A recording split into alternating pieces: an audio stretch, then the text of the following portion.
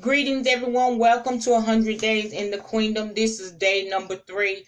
And today, as I was thinking about the words, I haven't even looked up the words yet. I know a lot about royalty and ruling and the kingdom and all of that. So I was just kind of pondering on it. And so my insight brought to me the word influence.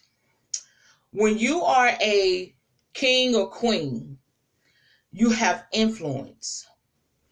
And once you come into the knowledge of who you are and how you can impact people's lives, it comes to figuring out, how am I going to rule?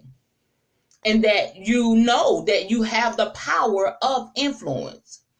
Let me tell you a story about myself. I am one, believe it or not, that I had very few friends, okay? I was very selective with my friends. I could roll by myself all day. I didn't need many friends. And so I was popular in school, but I wasn't like popular with the crowd. I was just popular in the class by myself, and I had just a few friends. And whatever I did it well, okay?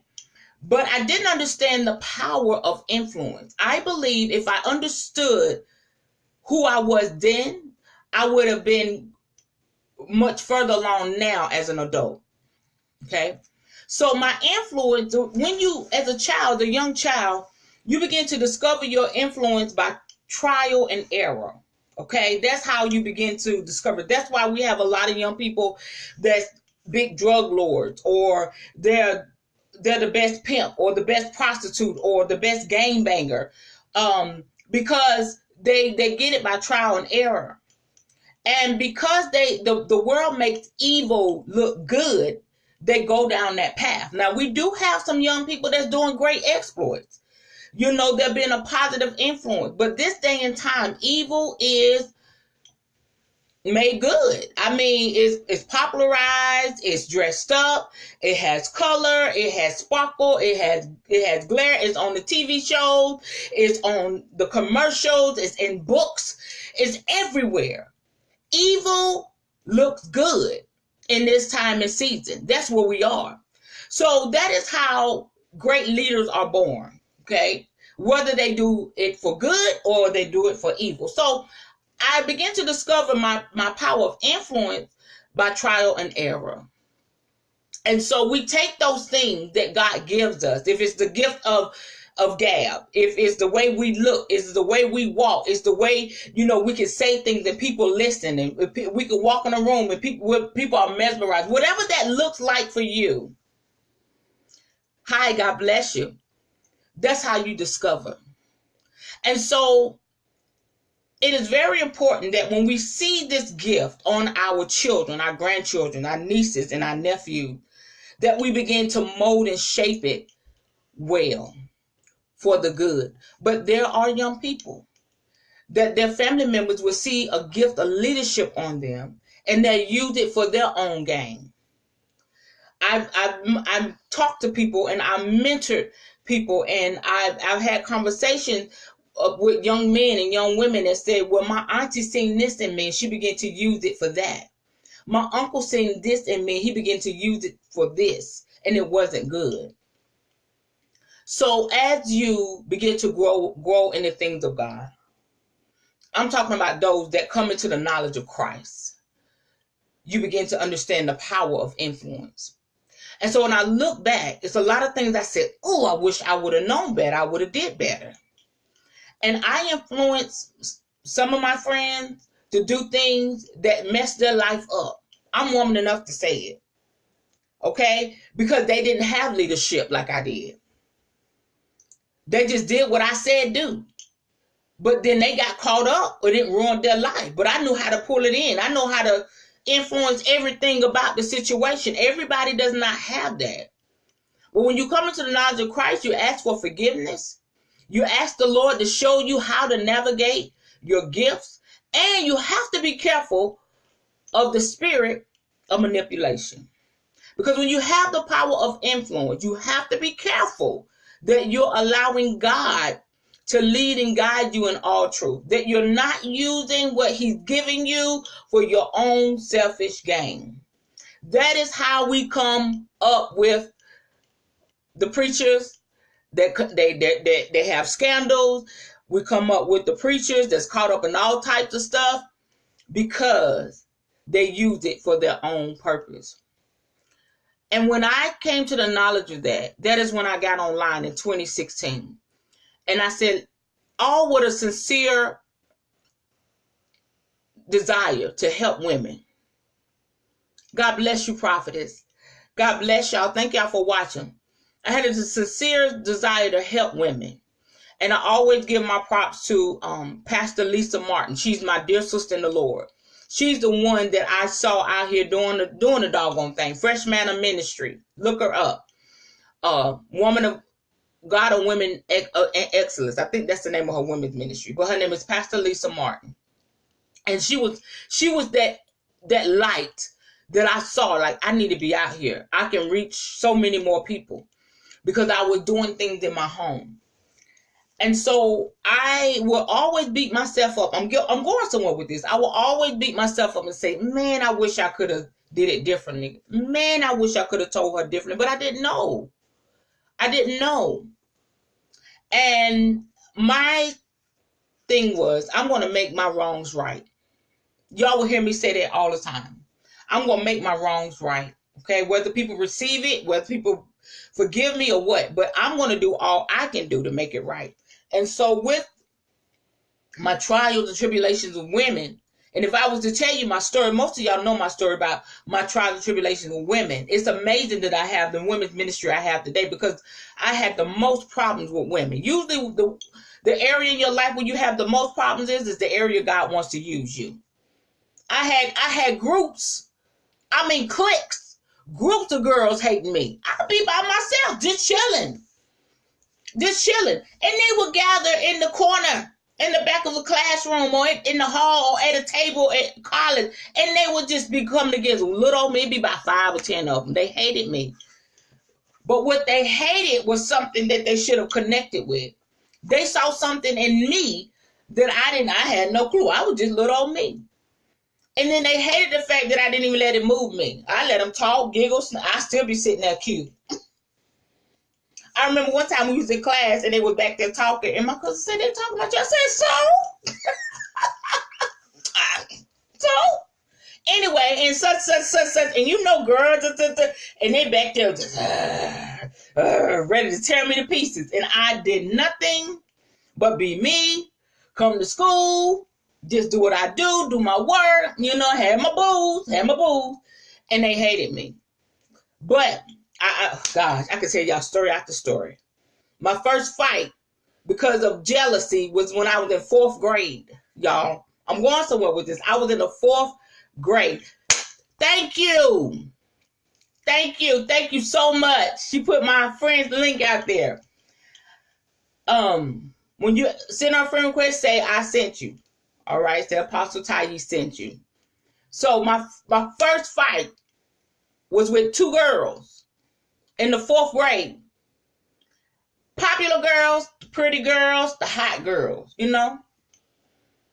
And the girl that was the ringleader, she influenced the one that followed her. So can you imagine being in the 4th grade? All right. I'm just a little old innocent little girl, right? I walk in there and then you had to go down the hall and then you go in another door to go to the bathroom. They plotted. I guess they talked about it all week. I guess they sent out emails. No, I don't know what they did. They probably wrote little notes. We gonna get Tracy. That's my name. We gonna get Tracy in the bathroom this day, this time. We gonna get Tracy. I walk in there, 4th grade, and they stopped me. Right? It was almost like y'all remember how they looked on Beat It on that video, like they had on their leather jacket and they chains in their hand.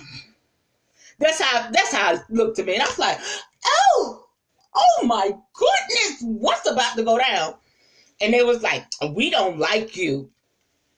Okay, I'm looking at her like, well, I admire you. You're the pretty girl. All the boys love you. And you don't like little old me? Oh my God. So I'm shaking, right? I'm shaking. And so then my mind starts clicking. My mind starts clicking. What does my mind start clicking on? All the times my brother showed me a wrestling move. All the times he said, this is what you do. All the times he beat me up and told me to fight and stop being a punk. All that started clicking in my head. Like, fight or flight. Oh, and I wasn't going to fight. We was about to fight. We was about to fight. Because I know if I would have ran, one of them would have grabbed me and I would have been caught off guard. I'm scared. I said, but I'm going, y'all, this is what I said. I'm going to fight like hell. Two. And they had the look on their face like they was going to rip me to shreds. I said, I got to fight like hell in here. So they, one of the girls went to, y'all, it was a blur. All I know is I kicked some tail. It only took one. And it always like that with me because I went through that in middle school. It only took one. I beat the slam shakalaka out of her. And the other friend, her follower, I beat the leader. So the follower kind of backed up. I bet you they left out that bathroom. Yeah. Don't let the little pretty face fool you. I can get real gangster. So then, I'm going somewhere, y'all. So then in middle school, I had an episode on the bus stop. These two girls, they wasn't the prettiest girls, okay? But they was the stupid popular girls. They was sleeping around. They was acting a fool. They was doing some things. So I just wanted to be a part. They would laugh. It seemed like they was getting a lot of attention. I don't even know why I wanted to hang out with them. They didn't dress like I dressed. They didn't carry that stuff. So it took me out of character. But I began to hang out with these girls in there. And one day I sat down in the seat on the school bus and I was like, this is not me. I began to really look at those girls. And I began to look at myself. Remember, you begin to recognize who you are. I'm like, this ain't even me. Why am I even? So I start talking to them. I get on the bus and I go way in the back and sit down. Oh, they notice real quick. Oh, okay, Tracy. Oh, you think you better than us now? Oh, you don't want to hang out with us now? Y'all good. I just don't want to act like that no more. Oh, now I'm bougie. They must have sent an email, wrote a letter to school. We're going to get her. So we get off the school bus. And so one of these girls is bigger than me, right? We get off the school bus. The leader and the follower. The leader comes up to me and was like, come on. Come on. So y'all want to know why I'm a fighter. All my life I had to fight. So come on. Come on. I'm like, oh my God. There I go. Lord, they're going to whoop me out here. My brain started clicking. I'm older now, right? So I'm really about to tear some tail up. So I don't know what stopped that fight that day. Somebody came up or whatever, but I was ready. I was ready. They scattered, okay? They said, but we going to get you. Whew. Talking about the rising of a great leader, the rising of a king, a queen, the stuff we go through, okay? Because the enemy does not want us to obtain our throne spiritually and naturally, honey. But once we get there, we're there, and ain't no stopping us. That's why I'm telling y'all these stories. So another incident, same girls, but the leader this time. Okay, tell me, why did she have on a tank top, some biker shorts, and some patent leather church shoes? Okay, nice style. I'm walking up the street, beautiful day, just walking up the street. But I think I was with my cousin, Lamont. So she walked up to me and I'm like, and so other people was around like, why you want to fight her? I can't, that. And she cussing and fussing and going on. Y'all, that girl, because I'm short, always being short, she taller than me, right? She took off that patent leather shoe and slapped the fire out of my black tail. She took it off so fast. I don't know if she did a Michael Jackson move, kicked her foot up. I mean, it was like, pow. Y'all, I still can feel it. I'm 45. That happened when I was 14. My whole face lit up. If I was light skinned, I would have been beet red. My face was on fire. She slapped anybody. I'm serious. There is a such thing as somebody slapping the fire out of you. She slapped the fire out of me. And all I could do is, she slapped me so hard with that patent leather church shoe. Pow! I'm like, and I was like, you're 45. See, you know. I said, oh, Jesus. Oh. And so whoever was her cousin, her friend, like, why you do? And so I came at her. I guess they seen it in my eye because she was going to die that day. I came at her and her cousin or somebody, he was cute. He looked like a Barry White. He was so cute. See, I could have hollered at her cousin and she messed that up. Anyway, he was a big chocolate fella. Anyway, he grabbed her up like that and she, and he was like, why you messing with that girl? Why you? And he was just like, because he knew she was jealous. And then he was like, y'all just go. I'm like, she was marked. Okay, same girl, same neighbor. This girl gave me hell, y'all. She could not stand me. One day, I'm up. I'm going to tell y'all a couple of my fighting stories. I'm walking up the street.